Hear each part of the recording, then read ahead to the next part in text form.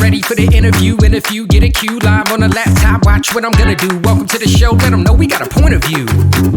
Hey, yo, let's have a combo. Say what you feel, be real, that's the motto. Real talk pronto, Dr. D, PhD, hit an intro. Hold up, wait, gotta be social. Network global, a home for the local. Gotta be social, network global, a home for the local. Rebekah, this is your second time on the show. And I loved the first time just because I thought it was very unique what you're doing. And you were awesome. So thanks for coming back. Thanks so much for having me, Darian. It was so lovely to be here last time. And I'm excited. Let's get into it. Let's get into it. So how about a refresher? I think this would be good for people who maybe didn't listen to that episode, which was a long time ago now. The project you were working on. And so let's start with that. What was the basis for that? Yeah. So when we talked last, I had just started my field work in the Peruvian Amazon. I was there for 1 year. That was part of my PhD doctoral requirement. I have now finished my field work in the Amazon, writing up my thesis. We're at the tail end of that. Gathered together all my data, looked at what was going on. So yeah, since we last talked, a whole bunch of stuff has happened.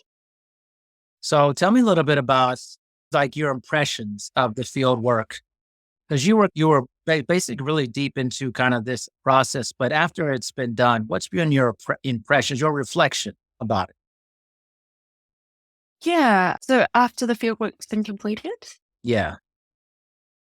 yeah, so my field work, my relationships that I've built in the Amazon, I built on 8 years of prior relationships, so quite deep. I work mainly with locals and local settings, so I'm investigating hallucinogenic substances and the local medical system, which involves the intake of ayahuasca, very intense hallucinogens. In recent years, in the last few decades or so, more recently in the last 2 decades, we've seen an explosion of tourist retreats in the Amazon. And from what I've observed, and I have observed the tourist settings as well, they're very different to local settings, and to the point where these rituals, I would need to investigate them both separately. So for the purpose of my research and to build on these 8 years of relationships that I have, and also that I find it quite important to study rituals in their most naturalistic settings, I worked with locals in local settings. So what were my impressions of my field work? In regards to the practices themselves, unsurprisingly, it's a lot more vast than I initially anticipated. I did anticipate it to be a lot more vast than I already thought, but it went even beyond that. And I should also note, at this point, I've done about 27 months of total field work in the Amazon and spent time in the Amazon. And that's based over 4 separate visits. Yeah, so it's really building up on this long-term relationship I've got with the jungle and the people. In terms of the general landscape of the Amazon, definitely feel the effects of malpractice as well. I think that's really important to highlight. I think we might have talked about this briefly in our last podcast. It was quite a while ago, but you definitely do feel and see the effects of malpractice. Even today, just before I hopped on this podcast, I had a quick browse of my news feed, and another article had come out about a known shaman who has now been found to be practicing in a bad way. And at this point, I don't blink an eye. I actually just don't blink an eye. I really don't. And that's really sad. Very grateful to have these lovely, nurturing relationships that have gone on for so long with my research communities. But something that really screamed out to me was that there is this other side to the Amazon and these practices. And I almost want to extend that beyond just the Amazon and hallucinogens there to other areas. But those aren't in my areas of expertise. That's just me hypothesizing over there. There's a lot there, a whole bunch there. So you just mentioned, all right, where do I start? Let me start here. Let me rewind, hit the rewind button. When you say that there are 2 different, let's say, retreats, psychedelic-based retreats, what are the main things separating these 2 different versions of this, touristy versus local? Yep, great question. What are the 2 differences? One of the chapter titles of my thesis is quite literally Bones of the Ceremony.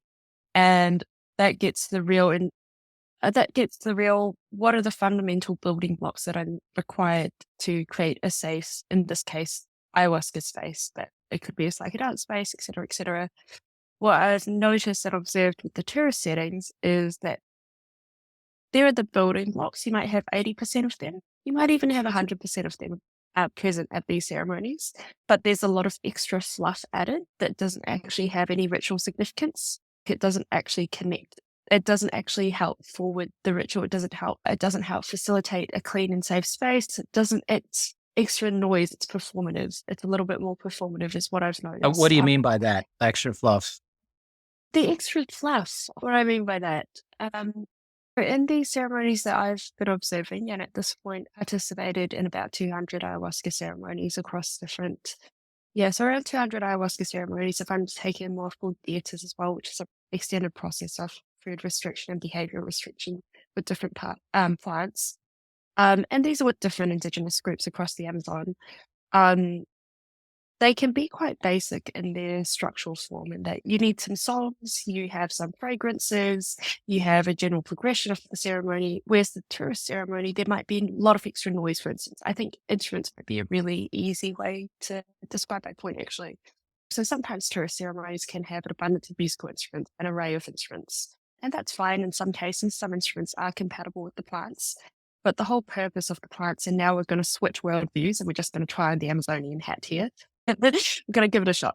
The whole purpose of the plants is that each plant has their own unique song, right? And that's seen as a way of communicating with the plant. It's not necessarily for the purposes of the human, it's more for the purposes of the plant. And the facilitator is the one who knows how to do this. And they've established this through long-term apprenticeship, 5 years plus, and spending time with the plants themselves. They're usually very soft in nature. They're usually really soft, beautiful, quiet songs is the only way I can describe them. They might crescendo, they might reach a peak in the progression, but in general, they're quite soft. And then sometimes in the tourist settings, you might have all sorts of like bells and whistles and drums and everything playing.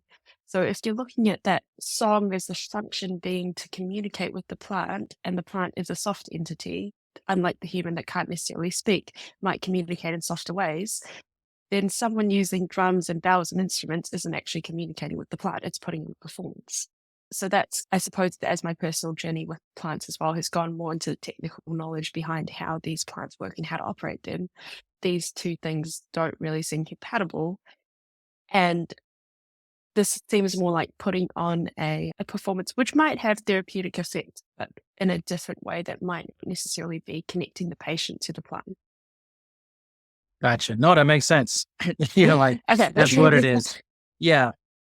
No, I'm just trying to dig into this even more because I think you have such a unique perspective in being the Amazon. So you were mentioning also like malpractice and shamans. I didn't realize that this was such an issue or problem, so much so that you didn't even blink an eye when you heard about the last one. Can you explain a little bit more about that? It's pretty gruesome, isn't it? Yeah. That's pretty. You become that's bad. desensitized to it. Honestly, yeah. Blinked an eye and I blinked an eye and almost, it's really sad. I don't want to think that way. I'm being honest, I don't Yes. want to think that way, but it's just, I've heard it, I've seen it. It's just a thing. What I say about this, there's a fantastic article actually that I came across when I came back to New Zealand. And that article talks about, it's by Evhina Futo. She's an anthropologist. And she talks about her personal fieldwork in 2010, where she came across all of these things that were happening, and how she reached this point in her fieldwork where she went from almost a naive researcher, where you're in the field and you're listening to all these things around you, until she realized these weren't actually stories. These were very, I suppose one of the most popular cultural concepts I came across in the Amazon was this idea of sorcery or witchcraft or malintentions. And she articulates this beautifully. Like she talks about, she'd heard it. And then eventually she reached a tipping point where those things were no longer false per se. So I came across her article, which was interesting. And I've also been thinking a lot about this in terms of we're researching a lot of psychedelics, we're researching a lot of plants in the Amazon that are used to heal. We're looking at their healing potentials. And I don't think we can even, at this point, we don't really ignore the significance of the practitioner and being able to navigate these plants. But what I've also enjoyed is reading about people who are taking plants from the Amazon, ethnobotanists, for instance, who are taking plants in the Amazon and then putting them in the lab and seeing what's happened. So one of my favorite recent articles is by Glenn Shepherd and Lewis Daly, and they look at this plant that an Amazonian practitioner tells them is used in malpractice to harm people. And this guy's drawn this out on a bit of paper, and they take it into the lab and they take it under the microscope and they see the exact crystalline instructions that he's drawn out on this piece of paper. And when they analyze these structures further, they find that they're literally used to permeate the membranes of cells. So they're quite literally used to harm. So what I'm trying to get at, I suppose, here is that what I realized or what I came across in my fieldwork was as there are lineages of practitioners that are working in a positive healing way, there is also this other side of the technical knowledge that is quite harmful. And there are plants that also support that in their function. So permeating cell membranes, or whereas the harmful alkaloids associated with ayahuasca are seen to be quite healing and repairing the body. And so, yeah, it was this duality that I came across, and it's sad. And unfortunately, with the lucrative industry, I think that it can encourage potential malpractice in a greater way than if there wasn't such an incentive. Yeah, I was thinking that too. Okay, this retreats and different things like that have become much bigger business.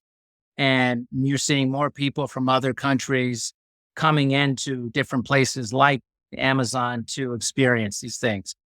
And whenever you have money flowing into a system that wasn't flowing the way it was before, you're going to have bad actors, I think, at some point. It's unfortunate to say, it's just like when anything gets really big, it almost like breeds a little bit of that on some level. Unfortunately, it's the nature of people in some ways to exploit things, even if it's something you're like, wow, this is sacred. This has this great ancient history. Unfortunately, people see that and go, yeah, that's great. This is making a lot of money, or this is a booming. So then they like move that aspect out of the way for the purpose of marketing it and making money. Agreed. Yeah. Yeah. 100%. It's quite sad to see, actually. And I will also make one other note, though, is that the people I've noticed who do perhaps work in these sorts of ways, often they are quite under-practiced themselves. So they haven't undergone a sufficient training, which is quite lengthy. So it's 3 to 5 years of taking very intense plants in isolation. They often haven't done that themselves, which leads to a shaky practice anyways, because if you are facilitating a psychedelic experience, you do have a lot of power in that experience. And if you don't have the training and the backbone to back that up and hold yourself accountable, what are you doing? There's also a personal risk there, where someone might start with good intentions, but without the backbone, how's that going to show? So yeah, I have noticed that they were insufficient practice or insufficient apprentices there. Yeah. But having said that, on the other side, there are people who have preserved their tradition and who do work in a very, very nice way. Yeah. As I said, it's just unfortunate. It is unfortunate, but it also speaks to this. I've talked to someone else about, actually several people. It's no matter what it is, whether you're leading something very sacred or you're leading something very institutionally powerful, a lot of times that person ascends to become the guru of that. And I call it like this guru syndrome. So once you create this power over a lot of people, then the opportunity for malpractice skyrockets completely, because you realize you have power over people. Like they're coming, they're doing whatever you tell them to do. And this kind of lack of maybe understanding the power, but also just this insidious act of knowing you have the power and then exploiting it. And so this is ripe for it. This is ripe for that guru syndrome. It's like yoga or politics. Certain things, just like it is ripe for the taking for that type of thing. Absolutely. Yep. And then once ayahuasca can be such a powerful tool as well that really just amplifies that. So then you add the tool, the substance, the medicine creates just powerful change in people. And then they not only associate the substance, the medicine, they associate the person providing it. And then you have this double whammy of, man, this is it for me. So then then you turn off your prefrontal cortex and you go on, you don't make good decisions anymore. You just follow the guru at this point. Absolutely. So part of my thesis as well has been to investigate the rights of apprenticeship, which I feel are quite crucial in making sure you've got a good practitioner. you get a practitioner with a solid backbone, it's very unlikely they're going to stray. But even though people might, or they might put this idea of, oh, you're the guru, I'm going to follow you, whatever. Ideally, with a good practitioner, they won't sway with that. Yeah. That won't go to their head, and they'll be able to say, Right. central in their practice. That, Yeah. Honestly, yeah. this feels so much like my industry in fitness. Again, another Oh, easy yeah. pathway for this. Someone ascends and there's almost no regulation, hardly any regulation in my industry. And I don't know what it is in psychedelics, but in the early days of this modern version of it, it feels like the Wild West a little bit. Yeah. So there are going to be people who are going to take advantage of that lack of regulation or apprenticeship and things of that nature. 100%. Yeah. It's, I hate to say it, it's bound to happen, but obviously I think a good industry tries to do whatever it can to mitigate those instances for that. But I wanted to jump into because about this, your experience in the Amazon, because I think the listeners have no clue, me included, what's happening in the Amazon. They just hear stories and stuff. So I would love to get what's your firsthand account of being in the Amazon for so long. What's the environment like? And is it much different, you think, than what people's perception of it is? Yeah, I suppose I'll break down exactly what I did because, yeah.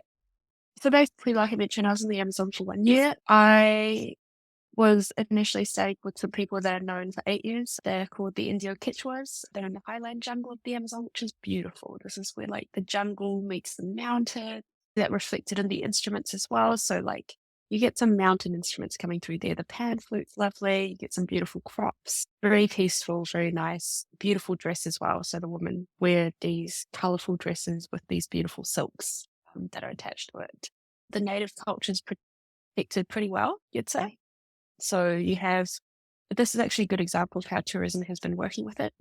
So you often get tourists that come in from Lima, for instance, like local tourists, and they'll come in the evenings by bus, and in the village they'll do dances or they'll share food and stuff like that. So that's where they're getting finances, and then those finances go towards cultural preservation, and the culture is really well maintained. That's really beautiful. And what would I say about how the Amazon was happening? While I was there were some political issues in Peru. So I think that was towards the start of my fieldwork. That meant that quite a few roads around us got shut off. We couldn't actually leave. Everything was quarantined. Being in the middle of the jungle, in the middle of the mountains, that was fine. So I've been talking about the village here, but where I personally stayed was about 45 minutes into the mountains, walking from the village. I lived in the traditional jungle hut, which is called a tambo. You've got your palm leaf roofs, open air, so open air in the jungle. Yeah, it's pretty fresh living. Mosquito net, of course. And we'd also hold the ceremonies out on the land. So the ceremonies aren't really part of daily life. It's more of a sacred domain that exists out on the land. Although I talked about these ceremonies being quite basic, every single part of it is potent. Yeah, every single part, like even the location choice, everything about that. So we constructed this Moloko while I was there. And they put all the palm leaves on, and to open the space, we cooked the ayahuasca in it, and we had an opening ceremony as well, which was quite beautiful. But what else is going on in Peru, in the Amazon? You see the introduction of heavy machinery, unfortunately, so that started to come in at points. It's sad. I've been going to this particular region for 8 years. I've seen the effects of large roads happen. So when I was there first time 8 years ago, this beautiful village that was quite a while away, they'd just started carving out a dirt road, and now that dirt road over 8 years has become a concrete road, which means that all of the surrounding jungle around it has been cultivated to sell for plots of land. So before, when that was really cold, it was actually quite cold and nice to go through that bit of the jungle. It's now hot because there are no big trees. That's really sad. To me, this comes back once again to our previous conversation about apprenticeships and not having sufficient training and stuff. I see these apprenticeships as losing their backbone as well, similar to what's happening in the jungle, is losing the trees around them. Because as part of really intense apprenticeships, you will be required sometimes to take some of the intense trees of the Amazon. So that's part of the diets that you have to take. And as I see them being cut down around me, I'm like, oh, I can actually see this in the practitioners that are coming out now. And these intense trees aren't easy to take. You have to go into isolation. You have to do very strong restrictions. So yeah, that's a little sad. But of course, that opens up opportunities for trade. And so you have to think of both sides of that. What else is happening in the Amazon? Is there anything specifically that um, I suppose I spent my life on land. I was Mm. making the brew, I was gathering the plants, I was Yeah. in my own personal deer things while I was there to learn from the plants and the practitioners. So, yeah, is there anything in particular? I just think there's a perception issue for, let's say, someone like me who's never been to the Amazon. And a Yeah. lot of people, like in North America and stuff, they just, especially United States, the Amazon's an idea to people. Mm, And it's, oh, lungs of the planet. So you watch mm, documentaries and all this stuff, but there's not I don't think people have a good understanding of the lived experience of people in the Amazon, the environment, things of that nature. And because I think it sounds exotic when you talk about it, is, oh, the Amazon mm, forest. What's that? So it's good to get, that was perfect what you said about like the basically almost this more westernization of life, going from dirt roads to concrete roads and these beautiful plants that are being like, so what I've heard a lot about is deforestation in the Amazon. mm. And I'm curious, is it as big of a problem as maybe it's been reported to be? Or I don't know. That's why I want to talk to people who are actually there, Yeah. you know? I think it's weird. I'm not gonna lie, it's really weird because I think you and I were having this conversation, right? I think on a fundamental level, we can both agree that deforestation isn't good. Yeah. Yeah, and it's weird being in environments where that perception slightly shifted. Like Mm. weird that I and as a researcher, I'm observant. I sit, observe, I take my notes. I'm here to just take in information. Of course, I engage with my environment as appropriate because otherwise that'd be weird. Right. No. Yeah. So I came across some deforestation projects while I was there as well. Um, yeah, like large scale ones as well.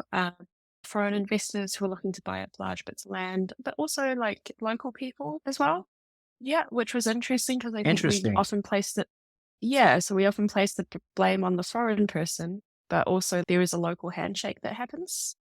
Yep, local handshakes, and once again, there are people obvious like there's a lot of variance in that where there are people who do not think this is very appropriate and to go down to their community, and other people who will very happily shake someone's hand about it. So that's the part of the picture that on the ground revealed to me.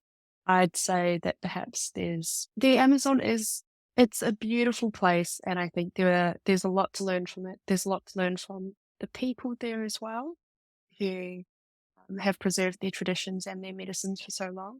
But it's also, as much as it's this beautiful, luscious jungle, it's also an underbelly. Like it can hold a lot of things can happen there that aren't necessarily regulated or so I became really familiar with this underbelly that's happening at the same time. Um yeah, so deforestation, it's unfortunately happening. It's Yeah. complicated, like I said. You think about these roads, this beautiful village that was in the mountains, it now has a lot more economic funding. But at the same time, that entire road to that village in the mountains is now incredibly hot. Like you can't stand outside Yeah. because there's no shelter. Like that's, I think, what Right. kind of screams to me is how intensely hot it gets when you remove the trees. Like the heat is, and the trees, these beautiful protections. So yeah, you feel it in terms of like global warming. I think is also, or climate change, I should say, there is actually quite obvious because the people there live very closely with the rhythms of the land. So a lot of my friends there are agriculturalists, and I actually learned quite a bit of agriculture, how to select good plants, like how to grow some good cacao. Super knowledgeable and like also very observant in how they do things. They're taught like a practical scientific method is how they've developed the agriculture. But having talked to my friends, like their rainy season, which used to start on the day, is now 3 weeks delayed, 1 month delayed. And that started happening for them in 2019, 2020, when I was there on my last round of field work. But yeah, we're unfortunately seeing a lot of change. I do hear that when you think it's exotic and a lot of people haven't been there, probably I think quite a beautiful place to visit as well. There's some really cool ecological projects. Where I was staying, they've got this project where they're trying to return the soil back to pre-colonial Incan soil, so Right. black soil, which is super nutrient dense. Cool eco lodges, like the eco side of tourism can be really cool in the Amazon Yeah. as well. Just two sides of this picture. Yeah. I thought that was masterfully said when you said, let's can both agree that deforestation is not great. for sure. But then you followed it up with it's complicated too. I feel like that's mostly what life is like. I think you have an idea of what's right and wrong, and hey, this isn't good. We can all agree this isn't good, but we can all also feel that it's more nuanced than just Mm. this concrete thing for that. So that I think was interesting. The local handshake, that actually makes a lot of sense to me because on some sense, we will demonize the outside folks coming in doing things, but a lot of that stuff also doesn't happen unless people on the ground there agree to it too on some level. So they want something out of that new structure as well, or whether it's economic aspects. I guess it comes down to like we're colliding with this ancient traditions, integrity, but hope for the future and technologies. All this stuff wrapped up into one. So it makes me think, how do you see this playing out in the world of hallucinogenics? Because clearly it's undergone this massive explosion of exposure, marketing, and actual experience for that. Where is this heading? Yeah. Wonderful question, Darian. I spend lots of time thinking about this.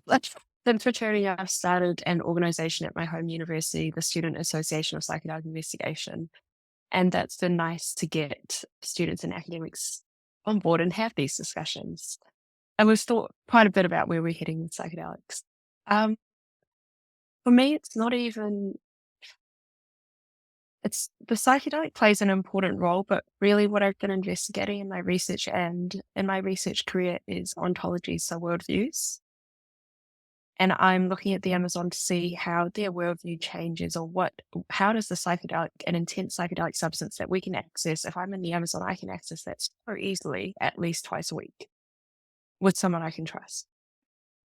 So how does that shift my worldview? And if people are taking the psychedelic, how does that play out in their society? What sort of ripples do I see?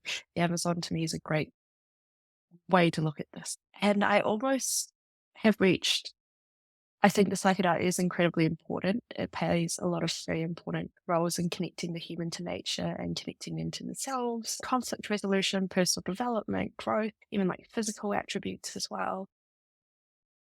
But all of these things bleed out into the environment as well. So I've found with communities, for instance, that do use ayahuasca quite regularly, they often have a lot of care for their natural environment as well, and like a really beautiful relationship with plants. So these are the cultivators that I'm talking about, like where they have learned how cacao works, where they sit and they observe, where they take their notes, they want to get the best harvest. This really tender, loving relationship with nature, which of course gives back to them because then you get cacao that you can sell. And that's a rich fruit as well. Like you can make a decent amount out of all the fruit in the jungle you can grow. That's pretty decent. So how do I see this playing out? In those particular examples, there's a really good integration between the psychedelic and the worldview.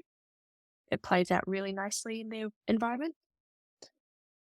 In the West, or how it's being integrated in the West, I don't know if it's being integrated in the West. It is kind of, I'm just going to be honest, I don't know if it is. I think for me, on my personal journey, I formally began an apprenticeship with traditional medicines in 2019 before I started at the start of my advanced studies and advanced degrees.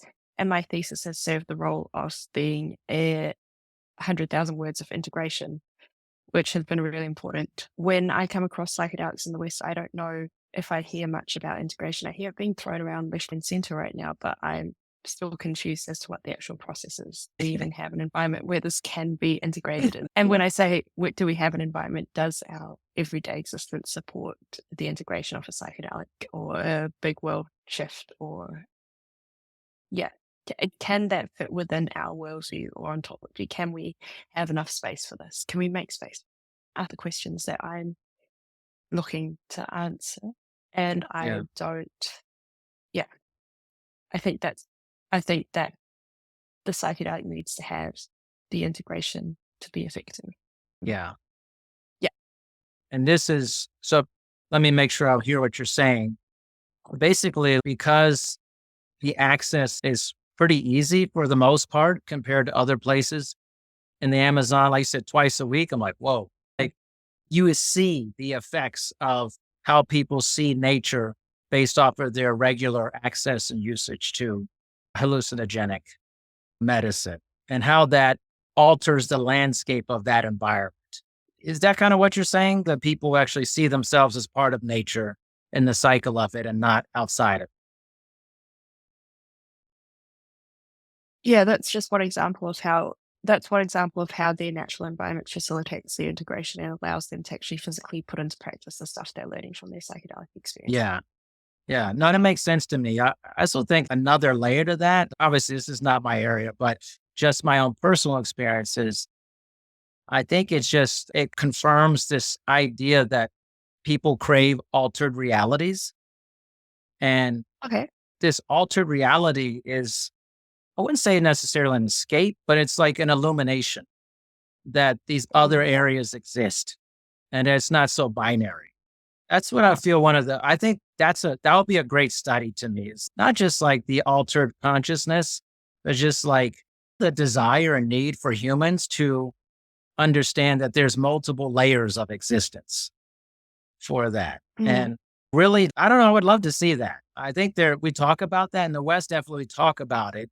There's shows about it, but maybe it's necessary that we need to be informed about all these alternate realities for that. And not even just like comparing it to alternate realities of under hallucinogenics, different animals have different realities. Children have a different reality than adults. All these, maybe a lot of life is an altered consciousness on a regular basis and like accepting that, you know? I love what you said. Loved it. One of the worldview theories that I'm looking into right now is called multinatural perspectivism. And a quote which described what you said about the animals having different perspectives. And a quote that I recently read was about that worldview and how instead of looking at multiculturalism, it looks at multinaturalism. So each species, each plant, each entity has their own way of seeing the world.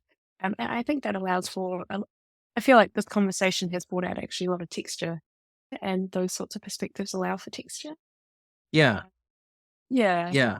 And that's a good word, texture, because I think like how my dog sees the world is differently than how I see it because we are different species, but two, we may have the same physical landscape, but I think our visual landscape and how we act, my dog smells 30,000 times better than me.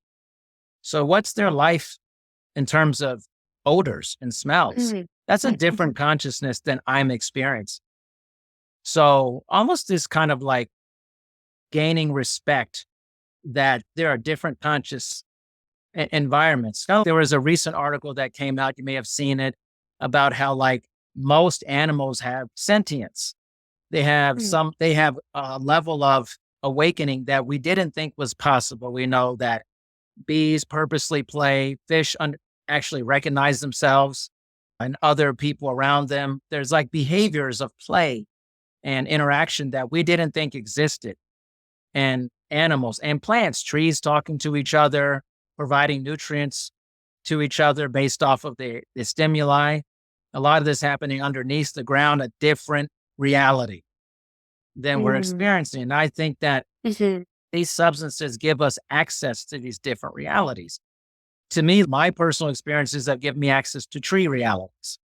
I know this sounds crazy. I'm saying a little bit. I feel like I connected with trees in their reality when I was underneath this influence. Without it, I don't have that connection. It's not as deep. So, you see, does that make sense? Absolutely. Yeah. Yeah. Of course you do. Yeah. You're in this whole thing. Anybody that I meet has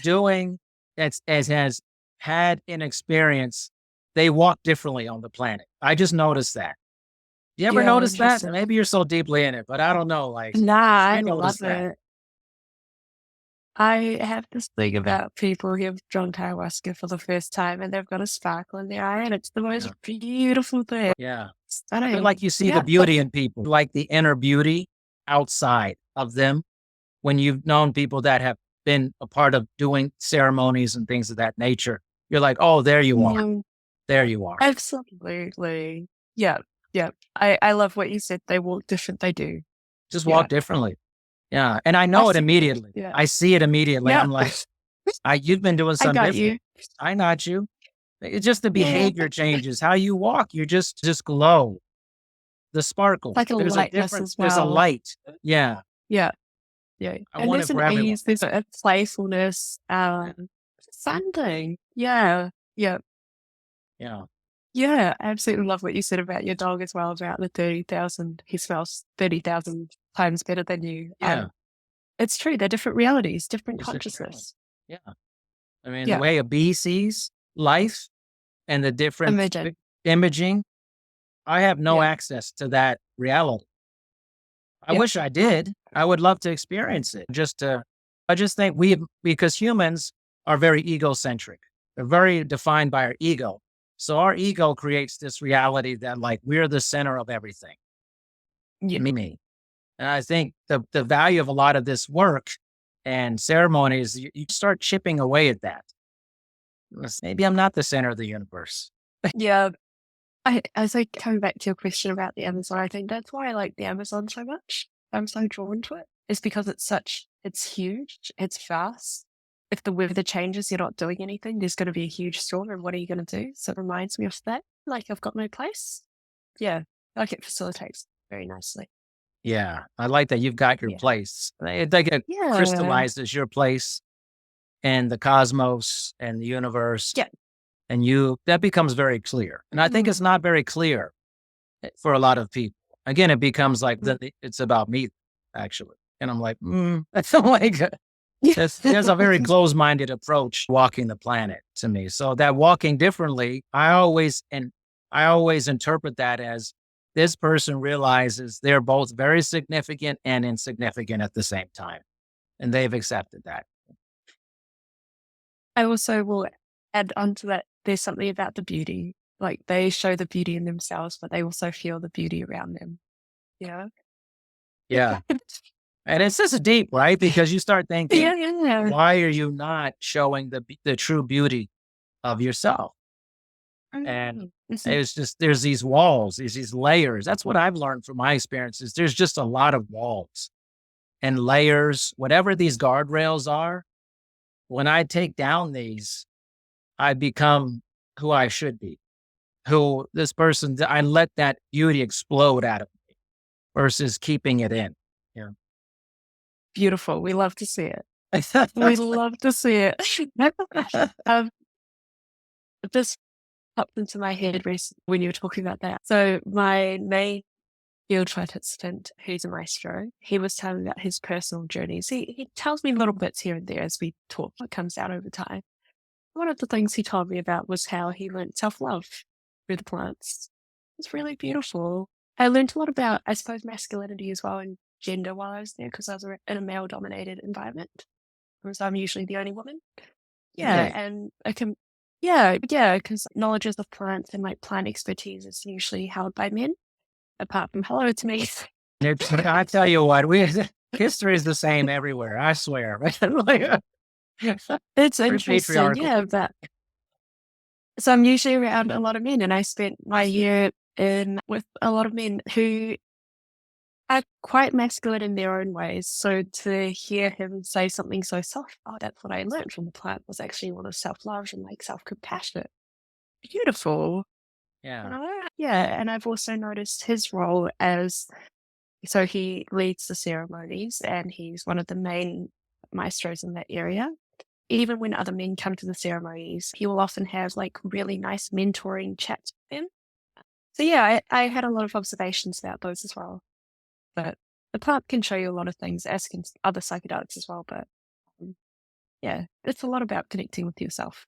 Yeah. I love what you said, letting that beauty shine out. Just let it explode out. And I think the gender thing is interesting to me because I felt like, gosh, it was a long time ago, my first experience, but felt like I stopped thinking about myself as like how to be a man.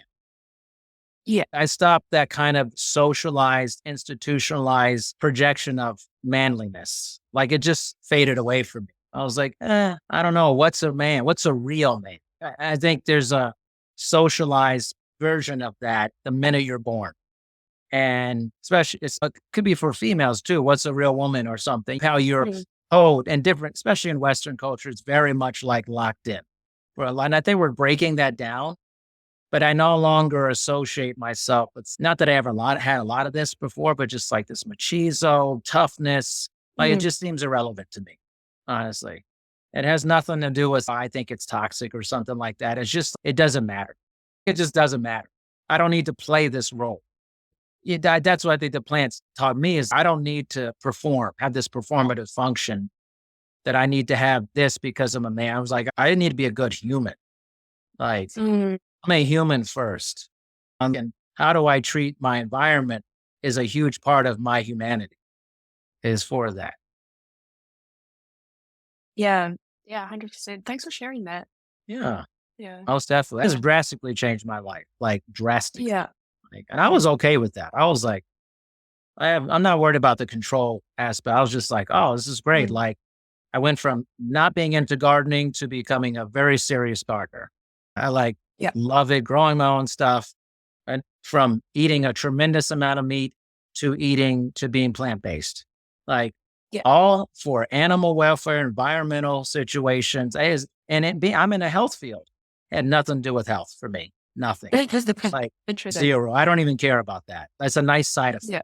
It was more about how I felt about the welfare of other people and things, plants, animals, and things. I had zero of Yeah. that before that. I'm talking zero. You'd have met me like 10 years ago, you'd be like, this is not the same person.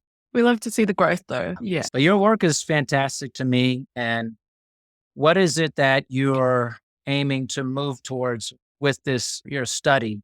Where do you want this study to move on towards? You talked a little about ontology, but what's the next thing for you? Yeah. So what's the next thing?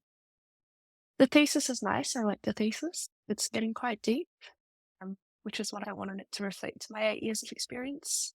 I want that to come through. It's going a lot into the process. It's going a lot into the ritual, the extended process of dietary restrictions, behavioral restrictions that help integrate the plant with the body, and then rites of apprenticeship as well that encapsulate that. Where do I want to go from there?